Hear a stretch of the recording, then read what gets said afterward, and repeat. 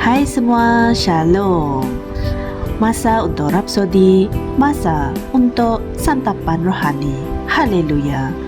Pada hari ini 24 Ogos, Pastor Chris ingin berkongsikan sebuah mesej yang bermakna, iaitu yang bertajuk Berdiri Teguh dalam Iman. Haleluya. Ayat pembukaan kita diambil dari 2 Korintus 10 ayat 4 yang berkata, kerana senjata peperangan kami bukanlah senjata duniawi, melainkan kuasa Allah untuk meruntuhkan benteng-benteng. Puji Tuhan. Saudara-saudari semua, sebagai seorang umat Kristian, kamu harus melihat sesuatu dari perspektif rohani, terutamanya apabila kamu menghadapi keadaan yang sangat mencabar imanmu. Adakah kamu menghadapi masalah kesihatan dan kamu telah melakukan segala sesuatu yang kamu ketahui dan prognosisnya kelihatan tidak baik? Atau dalam kewanganmu, kamu telah menggunakan semua strategi yang kamu tahu, tetapi situasi kelihatan menjadi semakin teruk dan kamu tertanya-tanya apa yang kamu perlu lakukan seterusnya. Saudara-saudari semua, pada saat-saat seperti itu, hendaklah kamu berdiri teguh dalam iman. Amin. Kamu harus sedar bahawa ada musuh yang bersungguh-sungguh untuk menentang Injil dan cuba menghalang keberkesanan kamu dalam perkara-perkara Tuhan. Haleluya.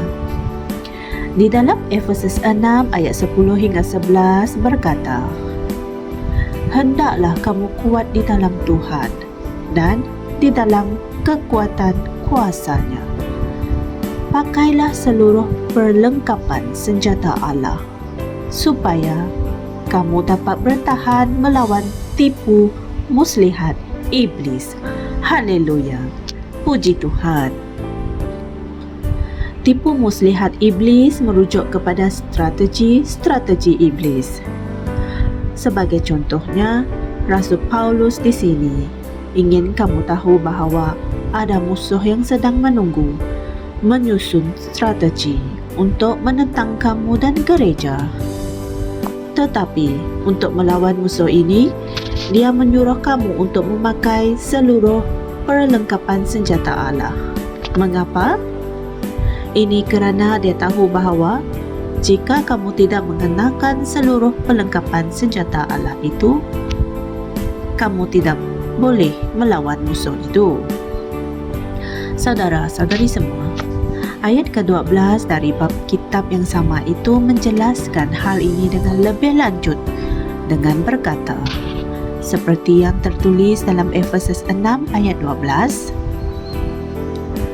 kerana perjuangan kita bukanlah melawan darah dan daging, tetapi melawan pemerintah-pemerintah, melawan penguasa-penguasa, melawan penghulu-penghulu dunia yang gelap ini, dan melawan roh-roh jahat di angkasa. Haleluya. Sesuatu tentang perjuangan ini yang perlu kamu sedari adalah ia bukan sekadar pertarungan seperti dalam pertarungan fizikal. Sebaliknya, ia adalah musuh yang cuba menyesatkan kamu dari berjalan di jalan yang betul melalui penipuan. Tetapi dengan firman di mulut dan hatimu, kamu sentiasa menang melawan musuh. Haleluya. Dalam Yakobus 4 ayat 7 berkata, lawanlah iblis, maka dia akan lari daripadamu. Puji Tuhan. Saudara-saudari semua, dalam Wahyu 12 ayat 11 menunjukkan kepada kita bagaimana untuk melawannya. Ia berkata, dan mereka mengalahkan dia dengan darah anak domba dan dengan perkataan kesaksian mereka, kerana mereka tidak mengasihi nyawa mereka walaupun sampai mati. Tidak kira apa yang musuh lemparkan kepada kamu, hendaklah kamu berdiri teguh dalam iman dan gunakan nama Yesus yang Maha Kuasa untuk membatalkan serangannya. Haleluya. Puji Tuhan. Betapa indahnya firman Tuhan pada hari ini, saudara-saudari semua. Haleluya. Saudara-saudari semua, mari kita sama-sama berdoa. Ya Bapa yang di syurga, aku mengucapkan terima kasih kepadamu atas peluang untuk diberkati oleh firman-Mu yang berharga hari ini. Aku bukannya jahil terhadap tipu muslihat syaitan dan aku enggan menjadi mangsanya. Aku mengisytiharkan bahawa syaitan dan semua konco-konconya dari neraka berada di bawah kakiku. Dalam nama Yesus yang perkasa. Amen.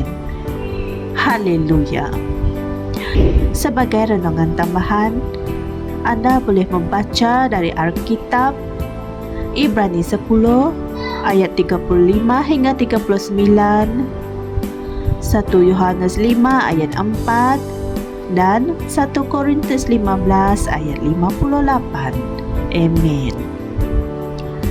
Jangan lupa beritakan Injil firman Tuhan ini kepada semua dengan menekan butang like, share dan subscribe di YouTube channel TNI Asia 4. Jumpa lagi esok.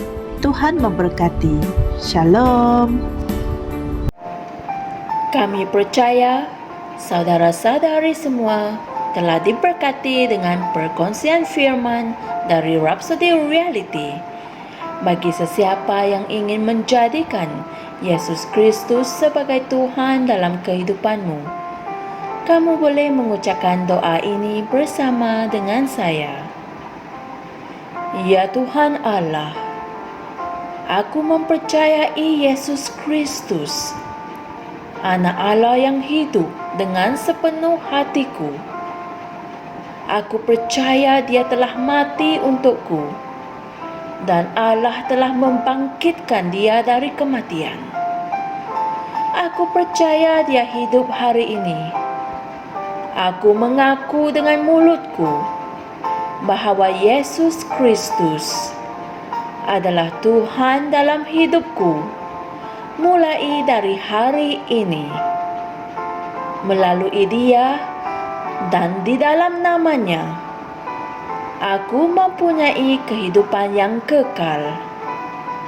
Aku telah dilahirkan semula. Terima kasih Allah kerana menyelamatkan jiwaku. Aku sekarang adalah anak Allah. Haleluya. Tahniah, sekarang kamu telah menjadi anak Allah. Untuk apa-apa sebarang pertanyaan atau untuk mendapatkan lebih banyak maklumat mengenai bagaimana untuk bertumbuh sebagai seorang Kristian, Anda semua boleh hantar mesej di akaun Facebook kami atau email kami di tnimsia@gmail.com. Sekali lagi, tnimsia@gmail.com. Tuhan berkati Anda semua.